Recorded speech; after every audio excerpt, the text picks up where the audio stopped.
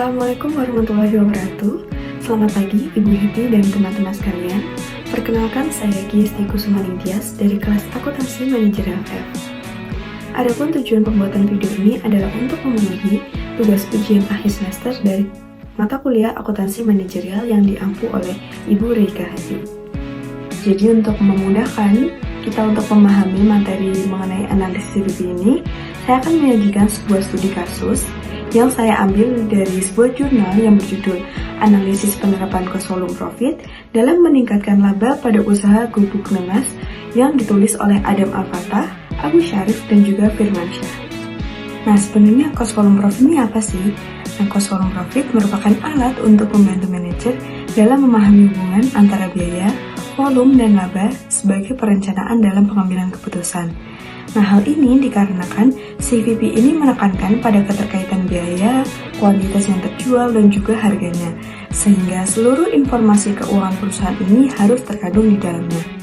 Nah, kemudian bagaimana sih peran CVP ini dalam membantu manajemen untuk perencanaan laba? Nah, peran CVP ini adalah untuk teknik menghitung dampak dari perubahan harga jual, volume penjualan, dan biaya terhadap laba. Nah, dalam CVP ini sendiri ada dua metode analisis yang digunakan. Yang pertama yaitu analisis break-even point, dan yang kedua adalah margin of safety. Jadi break-even point ini atau bisa disebut juga sebagai titik impas merupakan titik di mana total pendapatan sama dengan total biaya, yaitu ketika titik di mana laba itu sama dengan 0. Nah, dalam hal ini terdapat dua pendekatan dalam menentukan titik impas, yaitu titik impas dalam unit dan juga titik impas dalam dolar penjualan. Dengan adanya break-even point, ini bertujuan untuk mengetahui besaran rupiah dan penjualan impas atau pada tingkat penjualan itu perusahaan tidak mendapatkan laba atau rugi. Dan yang kedua ada margin of safety. Nah, margin of safety sendiri merupakan perbedaan antara pendapatan penjualan yang dianggarkan dan pendapatan penjualan impas. Nah, dalam layar sudah disajikan bahwasanya telah dilakukan penelitian di usaha Gubuk Nenas dengan hasil analisis yang diterapkan di perusahaan sebagai berikut. Nah, jadi di sini ada dua jenis produk, yaitu produk Nastring dan juga produk Nakres. Langkah sebelum itu yang bisa dilakukan adalah untuk mencari biaya variabel produk dari Nastring dan juga produk Nakres. Nah, untuk biaya variabel produk Nastring, yakni biaya variabel dibagi jumlah unit Nastring, yakni 19.086.077,1 rupiah dibagi 7.790 dengan hasil 2.450,7 per unit.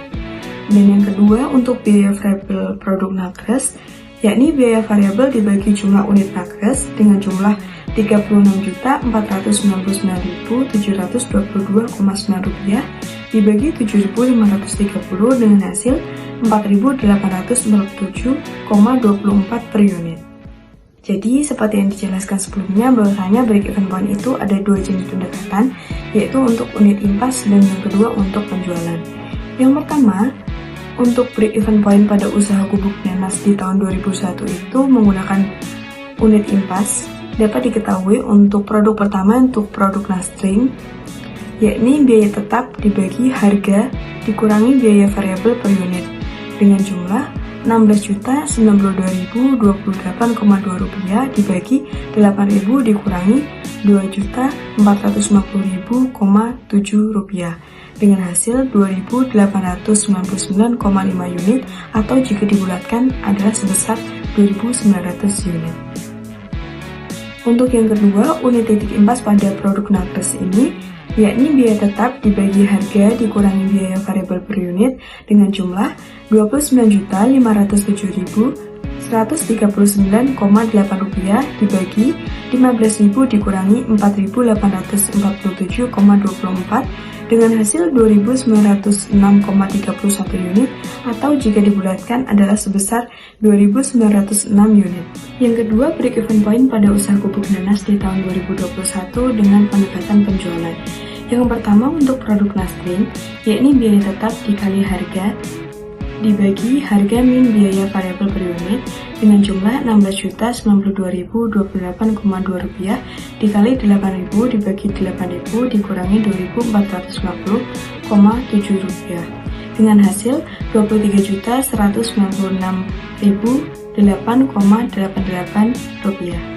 Yang kedua untuk produk nakres yaitu biaya tetap dikali harga dibagi harga min biaya variabel per unit dengan jumlah 29.507.139,8 dikali 15.000 dibagi 15.000 dikurangi 4.847,24 dengan hasil 43.594.756,2 Selanjutnya mengenai pembahasan yang kedua yaitu margin of safety. Yang pertama untuk produk Nastream, yang pertama penjualan dikurangi penjualan BEP dengan jumlah 62.320.000 dikurangi 23.196.008,88 rupiah dengan hasil 39.123.991,12 rupiah. Nah, sedangkan untuk produk nakres, yakni penjualan dikurangi penjualan BEP dengan jumlah 112.990.000 dikurangi 43.594.756,2 rupiah dengan hasil 69.355.243,8 rupiah. Itu tadi untuk mengetahui besaran rupiahnya. Nah, untuk mengetahui persentasenya, yang pertama untuk produk Nastream, yaitu total penjualan aktual dikurangi penjualan di titik impas dibagi total penjualan aktual dikali 100% dengan jumlah 63.320.000 dikurangi 23.196.008,88 rupiah dibagi 62.320.000 dikali 100% dengan hasil 62,78%. Nah, untuk produk nakres yaitu total penjualan aktual dikurangi penjualan di titik impas dibagi total penjualan aktual dikali 100% dengan jumlah 112.950.000 dikurangi 43.594.756,2 rupiah dibagi 112.950.000 dikali 100% dengan hasil 61,40%. Masuk ke pembahasan terakhir mengenai margin kontribusi dan laba operasi. Untuk margin kontribusi didapatkan dari penjualan total dikurangi total biaya variabel sebesar 175.270.000 dikurangi 55.585.800 rupiah dengan hasil 119.684.200 rupiah. Dan untuk laba operasi ini didapatkan dari margin kontribusi dikurangi total biaya tetap dengan jumlah 119.684.200 rupiah dikurangi 45.599.168 rupiah dengan hasil 74.085.032 rupiah. Dan yang terakhir untuk keputusan manajerial dari seluruh studi kasus dan pembahasannya tadi, dapat diambil keputusan bahwasannya usaha Gubuk Nanas itu seharusnya lebih memahami perencanaan perusahaan yang akan datang dengan membuat data baru mengenai perencanaan harga dan perencanaan biayanya. Nah, pada bagian perencanaan biaya, pihak keuangan ini dapat memisahkan biaya berdasarkan metode total cost yang dipisah menjadi biaya tetap dan juga biaya variabel sehingga nantinya dapat lebih objektif dalam perencanaannya. Nah, selain itu, manajer juga dapat menerapkan strategi dalam berbagai bidang. Misalkan nih, di bidang pemasaran itu dapat dilakukan pemetaan pangsa pasar yang potensial, serta menjalin kerjasama bersama stakeholder untuk perluasan penjualan produk. Kemudian di bagian produksi dan operasional itu dapat melakukan produktivitas yang lebih efisien dan efektif sehingga dapat menekan angka biaya pada operasionalnya. Dan pada bagian keuangan itu dapat melakukan pembuatan laporan keuangan yang lebih akuntabel, transparan, dan juga tertata sehingga nantinya dapat dipahami oleh manajer umum untuk perencanaan perusahaan di masa yang akan datang. Sekian pembahasan materi mengenai analisis cost volume profit, khususnya pada pembahasan studi kasus analisis penerapan cost volume profit dalam meningkatkan laba pada usaha Gubuk Nanas.